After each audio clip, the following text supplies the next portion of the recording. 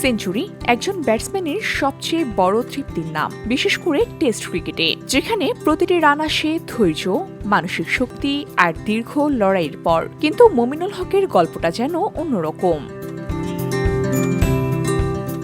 বারবার দারুণ শুরু, ইনিংস করা, তারপর ঠিক গন্তব্যের আগেই হঠাৎ থেমে যাওয়া। পাকিস্তানের বিপক্ষে ঢাকা টেস্টেও একই দৃশ্য।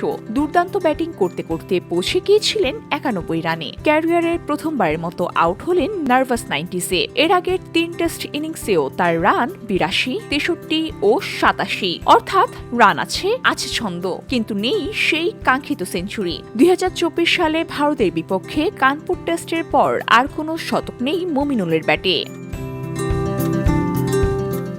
এদিকে মুশফিকুর রহিমের সঙ্গে তার সেঞ্চুরির সংখ্যাও সমান 13টি। শেষ কয়েক ম্যাচেই এগিয়ে যাওয়ার সুযোগ তৈরি হয়েছিল তার সামনে, কিন্তু প্রতিবারই যেন কোথাও গিয়ে আটকে যাচ্ছেন তিনি। তবে নিজের আক্ষেপ নিয়ে মমিনুলের উত্তরটা ছিল সম্পূর্ণ ভিন্ন।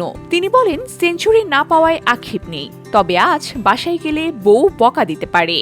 এতদিন আক্ষেপ হয় না, আজকে একটু হালকা আক্ষেপ হয়েছিল, একটু, তা ওই যে বউয়ের কারণে, বউ হয়তো একটু গালি দিবে, এটাই আর কি।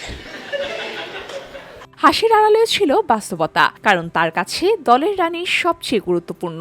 তবে প্রশ্ন থেকেই যায়, কেন 80 ঘর পেরোলেই বদলে যায় মমিনুল? তিনি বলেন, আরও 1 ঘন্টা টিকে থাকার পরিকল্পনা ছিল, তাড়াহুড়োর দরকার ছিল না। কিন্তু সেই ইনিংস থেমে যায় নোমান আলীর নিচু হওয়া এক বলে। মমিনুল স্বীকার করেছেন, সম্ভবত মানসিক কোনো বাধা কাজ করছেন।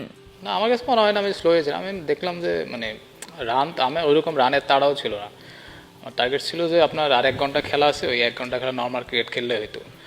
আর ও ভালো বল করছিল, ঠিক আছে, হয়তো আমি এইভাবে আশা করছিলাম যেভাবে খেলার কথা ছিল ওইভাবে খেলতে পারিনি। বলটা হঠাৎ করে বল নিচু হয়ে গিয়েছে। তবে তিনি এখন চাইছেন চিন্তা নয়, স্বাভাবিক ক্রিকেট খেলেই ফিরতে সেঞ্চুরির পথে। কারণ তিনি জানেন, সেশন বড় করলেই সেঞ্চুরি একদিন ঠিকই আসবে। VOD Bangla news desk.